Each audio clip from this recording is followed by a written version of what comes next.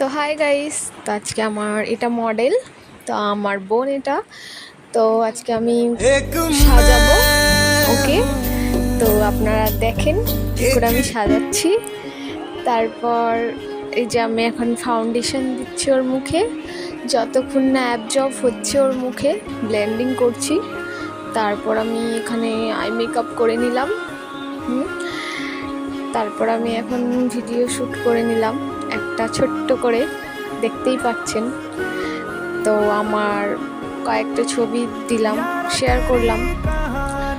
এখন আমার এই কমপ্লিটেড লুক আপনাদেরকে কেমন লাগছে, তো আপনারা অবশ্যই কমেন্ট আর লাইক করে আমাকে জানান।